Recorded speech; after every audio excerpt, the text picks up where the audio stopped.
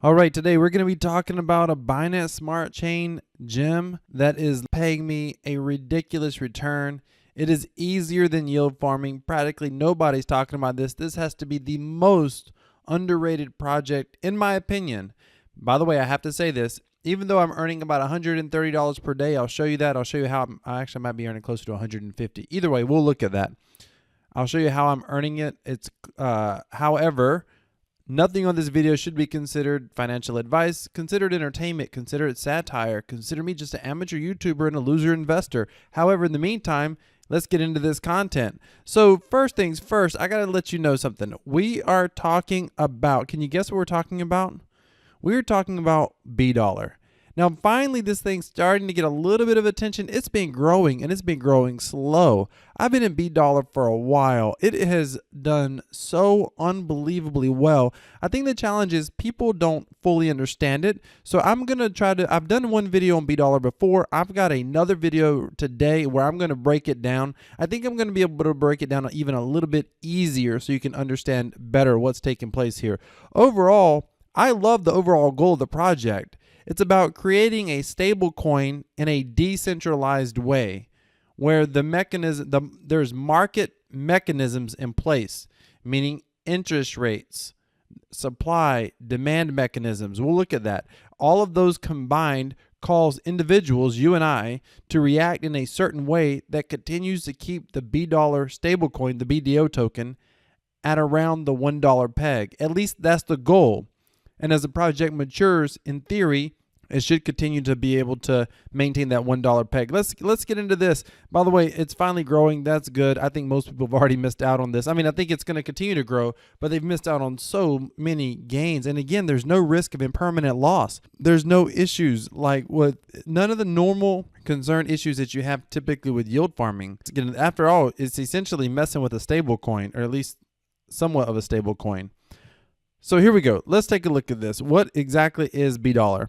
So first of all, the total value locked, this thing's at 200 million. When I first brought this project to my Crypto Passive Profits membership, I think we were sitting, I forget, but I want to say we were sitting around like 50 million. So it's grown a tremendous amount since then. Let's look at how this whole process works. We'll come back to the website. I drew a diagram. You know how I am with my little boxes and arrows. We got the BDO token, the stable coin. We got shares. And we got BDO bonds. Notice this lines up here. This is the BDO token right here, the stable coin. Shares plus the bonds. So how do all three of these work? Because they work independently together with a goal of keeping this at around $1. So here we go. BDO token. The goal is $1.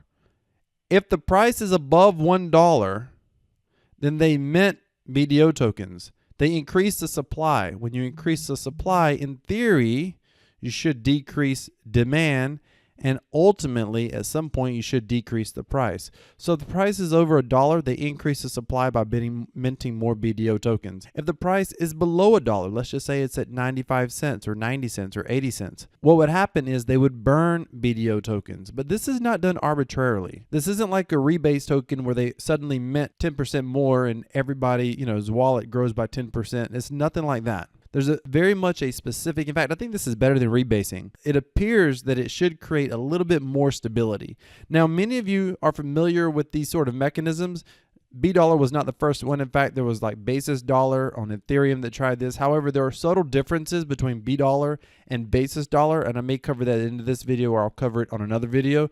But there are some subtle differences that make a very clear impact on the actual project and the pricing of the project, helping maintain that $1 peg. So $, every 6 hours, the price is above $1. By the way, I want to show you is every 6 hours, I'm currently getting 34 BDOs. In theory, 4 times 34 right now. Let's pull up the calculator. 4 times 34 is $136, but currently those dollars are worth 1.11. So it's a little bit over $1 times 1.11. Literally, I'm getting $150 a day right now.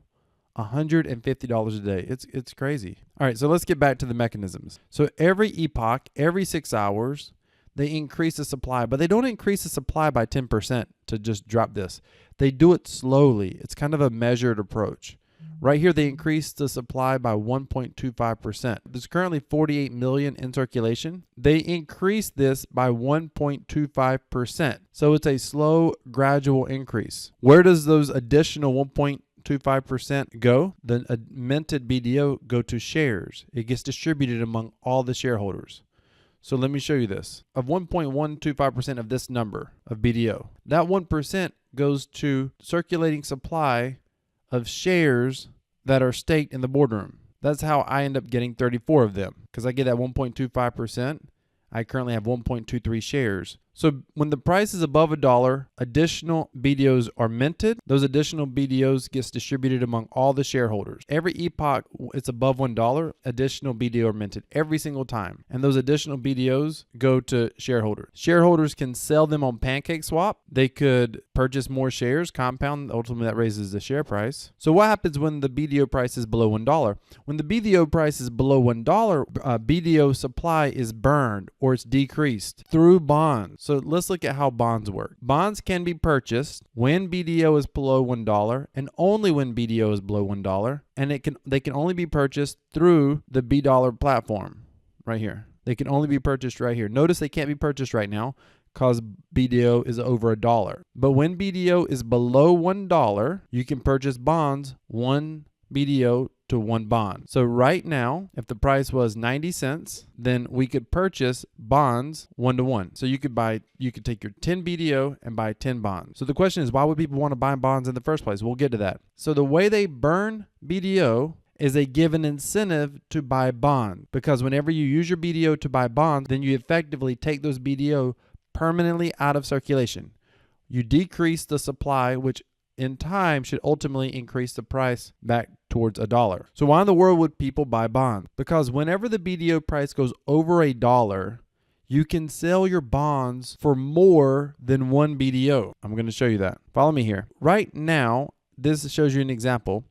BDO is above $1. But if you had bonds, you could sell them for more than the BDO. You could sell them for a premium over $1.12. You can sell them for $1.26. Literally, you would get an instant return. Let's take a look at that. 1.26 minus 1.12 equals, divide,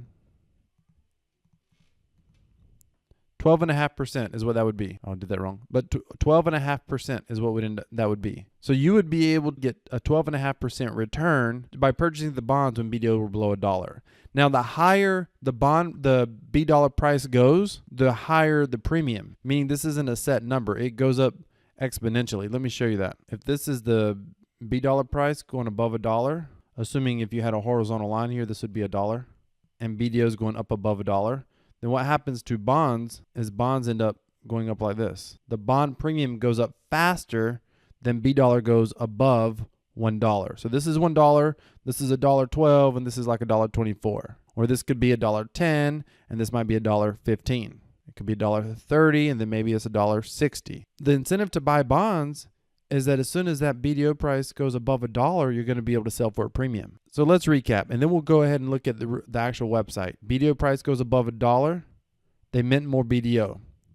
Those BDO they don't get dumped into circulation. They go to all shareholders. Shares also eventually becomes a governance token for the platform.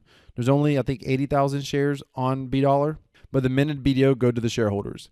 They can in turn take those. They can compound, buy more shares. There's other farms on the platform. They can use them for farming.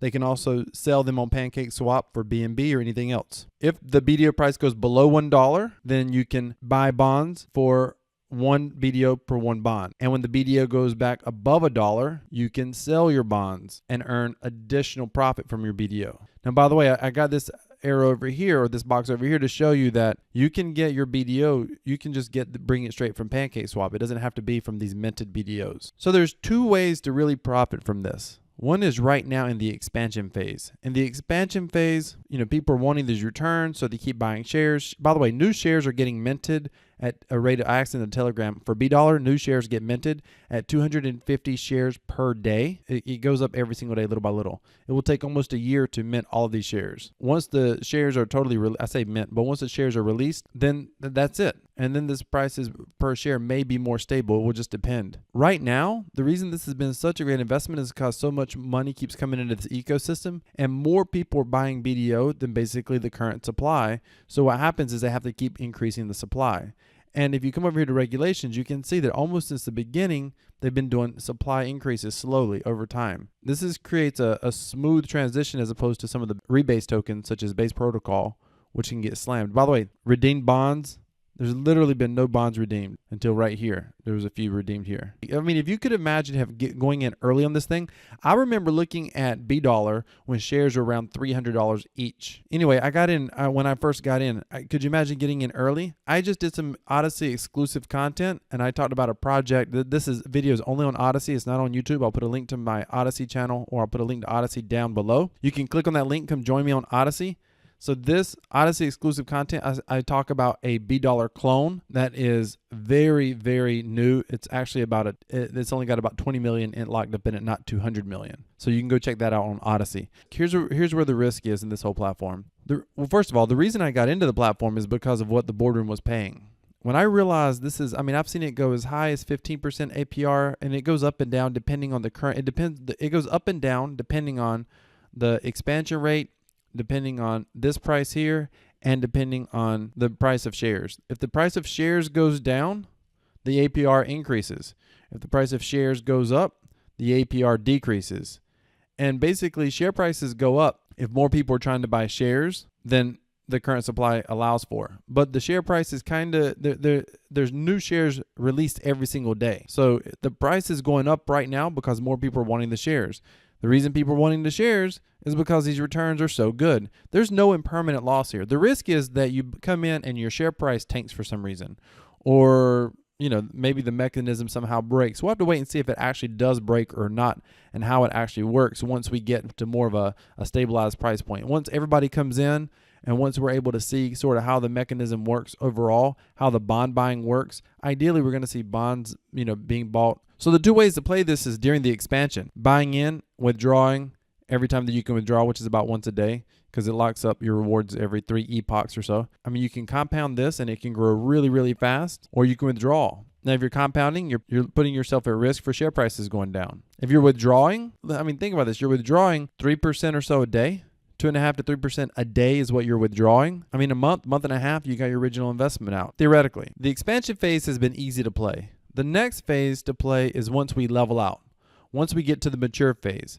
Once we get to the point that there's not so many people who keep trying to come in, I think we still have some time, because we're only at 227 million. I mean, this has potential to be big. I mean, it has potential to be in the top 3, maybe. Remember, don't take financial advice from an amateur YouTuber, but I'm just saying it does have that potential. So I don't know how far we stay in this expansion phase. However, the second play is once we get to that plateau, once we level out where it doesn't seem like every single epoch is an expansion. The way we'll play that at that point is you hold shares. Now, share prices may fluctuate. It's going to be hard to say. When there's an expansion, you get those BDOs. You don't do anything with them, you hold them. When BDO price drops below $1, you buy bonds with the free BDOs that you earned. Now think about that. Then you start compounding with bonds. You use the BDOs that you earned to buy bonds, and then when BDO prices go up, you sell the bond premium. You get those BDOs plus more that you mint, and you hold those. So you're stacking your BDOs at that point.